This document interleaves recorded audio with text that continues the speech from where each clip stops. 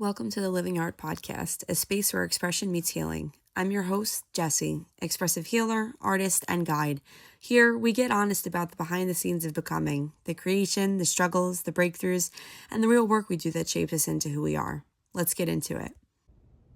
Hello, and welcome to another episode of the Living Art Podcast. I'm so happy to have you back here with me. And today's episode, I really want to get into boundaries. What are good boundaries? What are bad boundaries?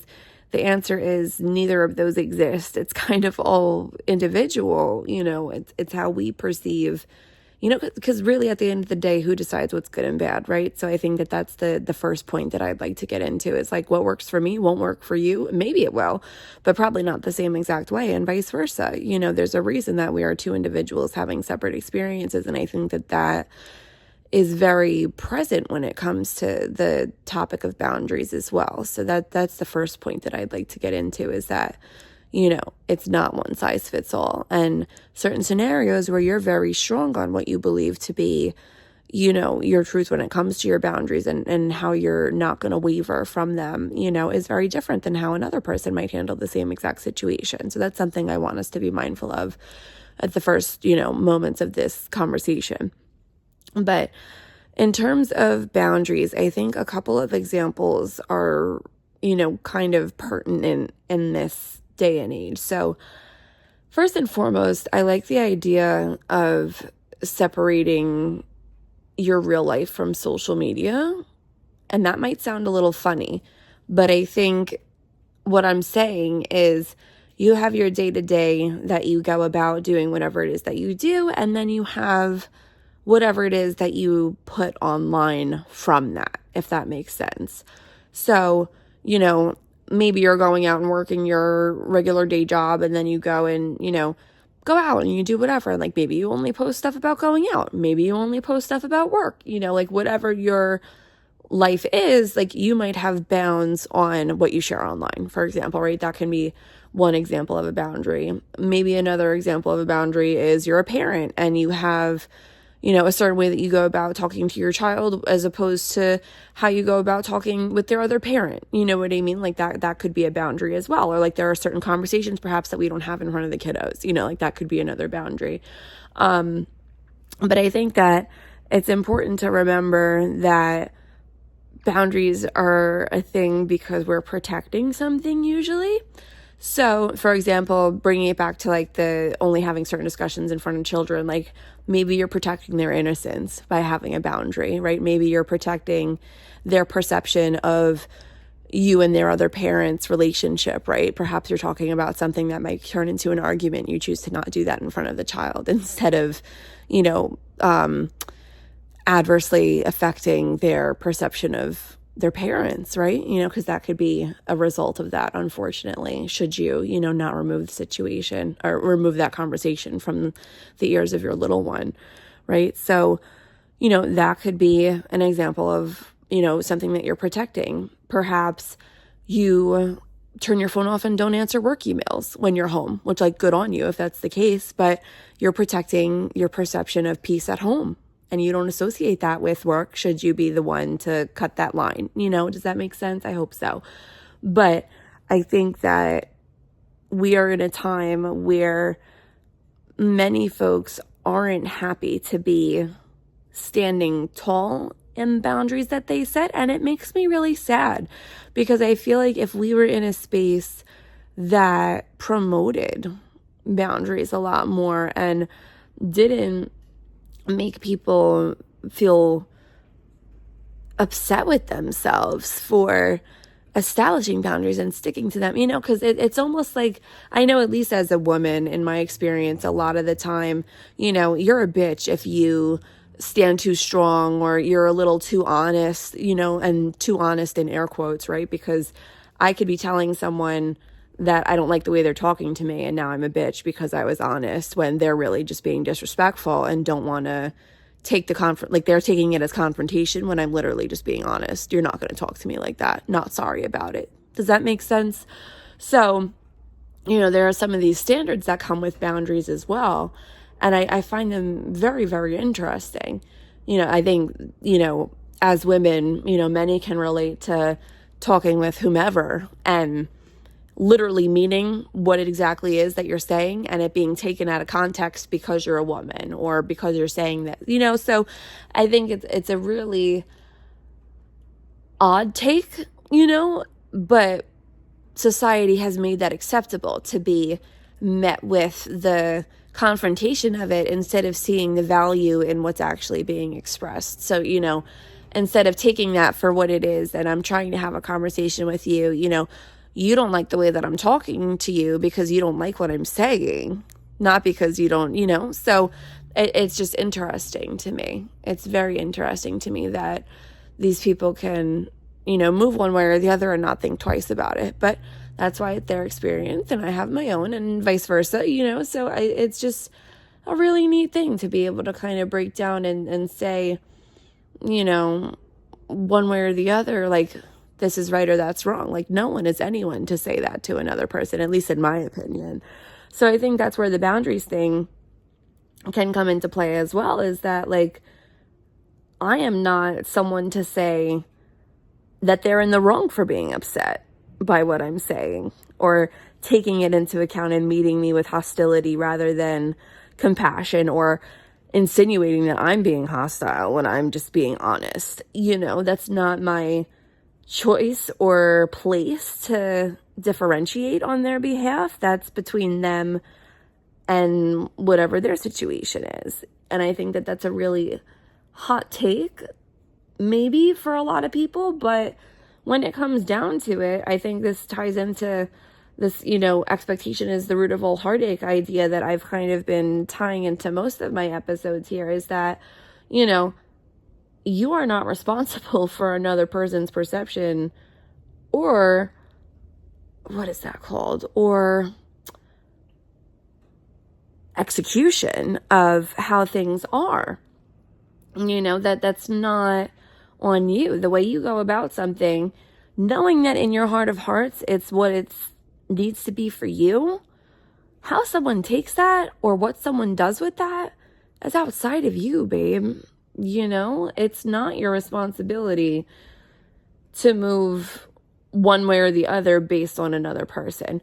Sure, do you want to be considerate and go about things in a way that, like, isn't going to hurt people outwardly?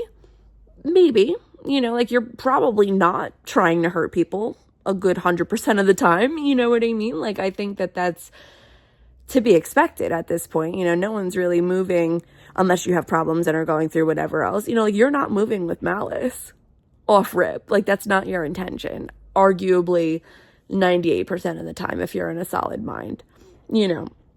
Of course, that's not to say that folks that are episodic or going through whatever aren't going to be. And that's, like, of course, everybody has their moments. But 9 times out of 10, I would argue that you're not going into things intentionally wanting to hurt someone, right? So take that out of the situation, out of this hypothetical. You're going through whatever, and, you say something to somebody and they take it out of pocket and you're like, what the heck? This is not what I intended.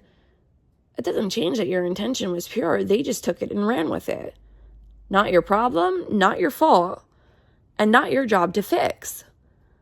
If there is a way that you can tie it to understand where they're coming from, that's helpful, because then you can have a constructive conversation on perhaps how to navigate that in the future so that maybe they're not as upset the next time something like that should occur, right? But at the end of the day, like, they're the ones that are choosing to be upset and take it to that next level of either acting out on you over it or, not communicating effectively or removing themselves from the situation instead of acknowledging things in a way that might be more conducive to both of y'all's interpretation of the experience, right?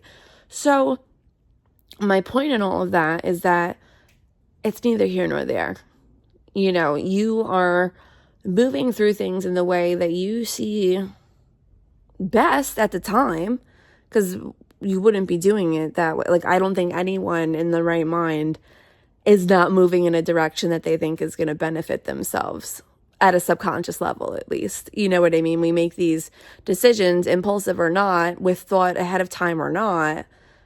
At the root of our beings, like, we're just trying to move forward, whatever that ends up meaning. So could it be a good choice? Could it be a bad choice? Like, it's whatever our psyche is like deeming appropriate for us in that moment, in my opinion, at least.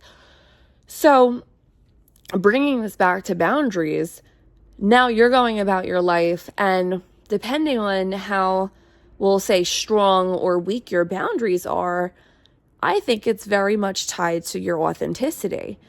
If you have very weak boundaries and you are a person that is allowing folks to walk all over you, for more or less better terminology, I think that can really make such a difference, because now if you would go about things one way and people are walking over you, which is taking you out of your power, which is then making you act in ways that are not authentic to yourself, who's making these choices now?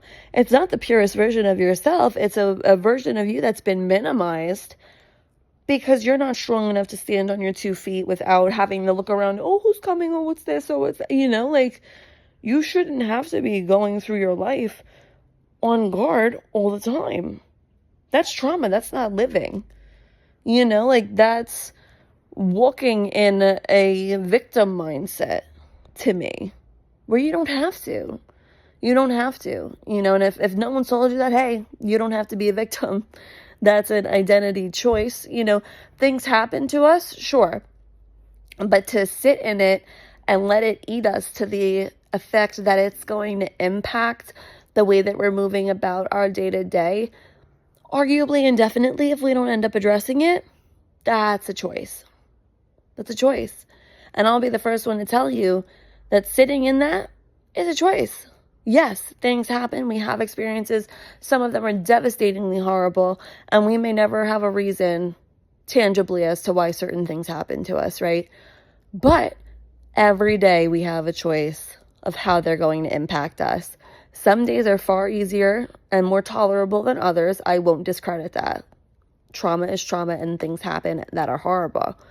But letting it eat you and becoming less of yourself, or letting it push you to be the best version of yourself and moving you out of spaces where these things now, because of the way that you're moving, could never, ever have an opportunity of happening again, or at least not to the effect that they once did. Or now you're a voice for folks that have been through similar experiences. You know what I mean? Being able to put those experiences forward, because you have the strength and balance within yourself to say, F that, I'm not going to be the person that lets that eat me, lets them make me feel like this, lets myself play small because I feel lesser because of all of these things that people are pushing me into believing about myself. No. This is where the boundaries come in, because if you can stand strong and say, no, F you, that's not my story. This happened to me, but that's not what I take forward from it, right? That's a boundary. And I think that is the kind of key message of what I'm trying to say here, is that there are times we think about boundaries, we think about, you being separate from me and you're not going to do this, or it's a lot of no's when we talk about boundaries, I feel like, and it doesn't have to be that way. Boundaries can also be acts of permission for ourselves and acts of empowerment where, perhaps you didn't let yourself do something for a long time, and now you're giving yourself the means to do it in a way that's healthy, right? Establishing a boundary. For example, you are trying to mend things with a person in your life that's been rather problematic, and you're trying to see what's best for you within the experience with that individual. So perhaps now you put a boundary on the location that you meet this person, right? Maybe you're going to now meet them in a safe environment in public, where perhaps you would meet them privately and things perhaps went awry. That could be one example of boundaries being a permission for you to do something in a way that you haven't done it before. And I think that that's a beautiful thing. It really can be such a game-changing experience. You don't have to be telling yourself no when you establish a boundary.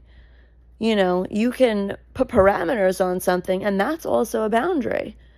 So I think that that's a really important route to discuss, and more so topic when it comes to boundaries, that perhaps we're not as aware of, or at least as consciously thinking about, if that makes sense. So all around, I really think that knowing that it's a choice and acting consciously when it comes to the boundaries that we're, putting down and where we want to go because of these boundaries, right? Because you could set the boundary all you want. Whether or not you abide by it is one thing. But then as well, the reason why you're putting the boundary makes a difference, right? Like, are you putting this boundary up to limit yourself from what you could be doing? Are you putting this boundary up, again, to protect yourself from something? Are you putting this boundary up to prevent yourself from something? Are you putting this boundary up as a different means of safety that perhaps we haven't spoken about? These are all things to consider instead of moving aimlessly through the world and existing instead of living.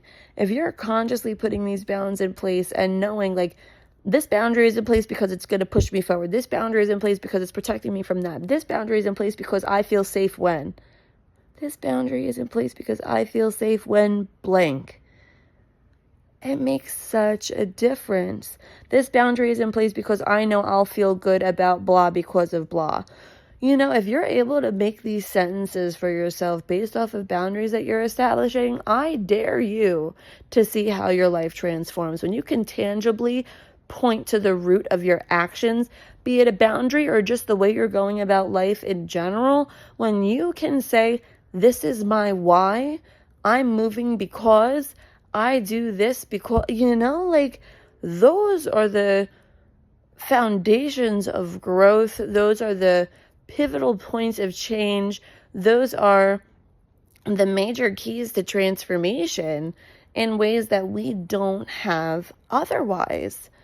I think this component of living rather than existing is so imperative to being a person in today's day and age, because we're almost forced to go through the motions by a societal standard of, like, it's just what you do. I wake up, I go to work, I go home, I shit, I shower, I do, you know what I mean? Like, these are just like routine things that happen, and sometimes there's no meaning behind it. And, like, yes, is everything gonna have meaning? Not necessarily, but I don't believe that needs to be true. I believe that you can attach a meaning to literally all things ever. You know what I mean? You wake up and the lights don't turn on until a certain time. Like, was it because you had someplace to be? Was something trying to protect you from you know what I mean? Like, just silly situations, and silly to some, serious to others. But, unnecessary examples. You're driving on your route home and you always turn on a certain block and you miss your turn for the first time in forever. Like, you can put something to that, and it's whatever you make it. Life is whatever you make it. There is no reason to not do it the way that you want. And, like, yes, not everything is accessible as maybe we'd like it to be, but that doesn't change that you have a conscious impact on the way things are going to go. So what? You don't have the means right now. Find another way. That reroute is a gift. That's not a shut door on you. It's, this one's closing so that one can open. Turn your head and see where the other door is. It may be the prettiest door you've ever seen, and you couldn't even look at it because you were so focused on this busted door that wouldn't close. What the heck is wrong with you? And I mean that out of so much love. You get to choose the direction that you're going, whether you believe that to be true or not. And I'll be the first and last to say it. But I feel like that is where I want to leave off on today's episode. So thank you so much again for being here today. I appreciate you listening all the way through. Of course, if you have any thoughts, I'd love to hear them. Feel free to find me on social media at livingart.jc, and I look forward to hearing from you and seeing you on the next one. Thank you, and enjoy your beautiful day.